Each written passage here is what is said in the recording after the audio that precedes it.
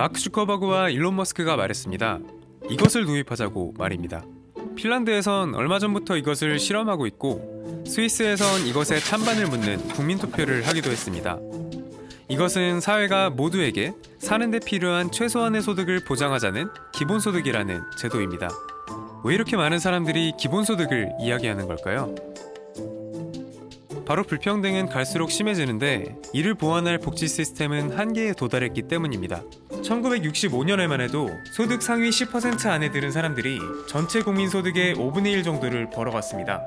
그런데 이 수치가 2015년에는 절반이 될 정도로 불평등이 심해졌습니다. 한편 보통 사람들의 삶은 갈수록 어려워지고 있습니다.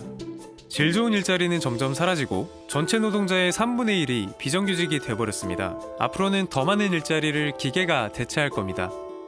그런데 이럴수록 복지제도는 한계에 부딪히고 있습니다. 왜냐면 우리의 복지체계가 일자리를 중심으로 만들어졌기 때문인데요. 이게 무슨 말이냐?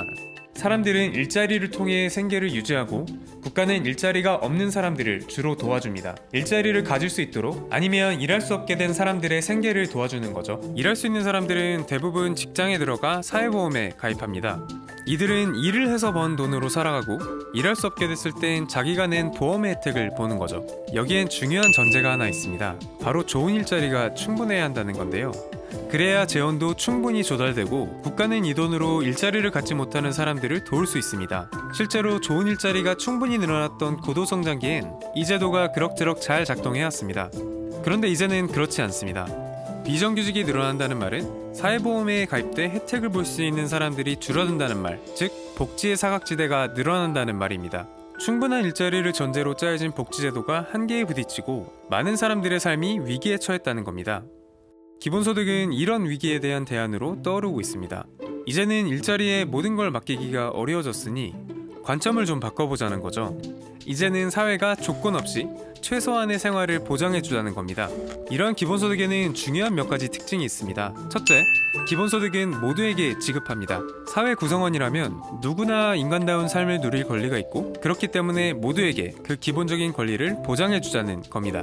둘째, 기본소득은 조건을 따지지 않습니다. 일을 하든 안 하든 소득이 많든 적든 따지지 않습니다. 셋째, 기본소득은 가구 단위로 지급하지 않고 개개인에게 각각 지급합니다. 한 가족을 가장과 피부양자라는 종속된 관계가 아닌 모두가 동등한 관계로 본다는 거죠. 넷째, 어쩌다 한번 지급하는 게 아니라 매달 혹은 매주 꾸준히 지급합니다. 안정된 생계 속에서 미래를 준비하고 일상을 변화시킬 수 있도록 말입니다.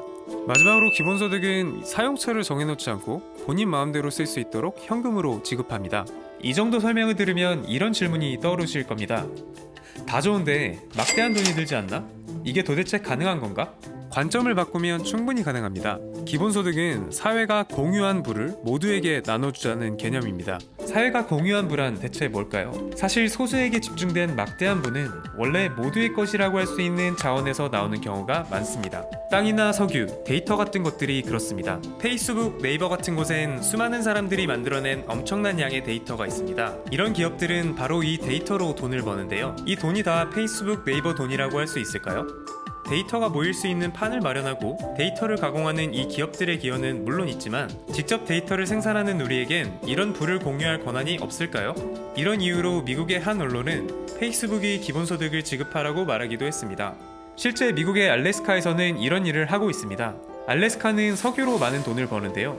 이미 1982년부터 이 수익의 일부를 주민들에게 기본소득 형태로 나눠주고 있습니다. 석유가 모두의 것이라는 합의가 있었기에 가능한 일이었죠. 이런 식으로 사회가 공유한 부를 구성원의 최소한의 삶을 보장하기 위해 나눌 수 있다는 관점의 전환이 있다면 기본소득은 충분히 가능합니다. 이미 많은 나라들에서 어느 정도가 적절한지 효과가 어떻게 될지 등에 대해 논의가 시작됐습니다.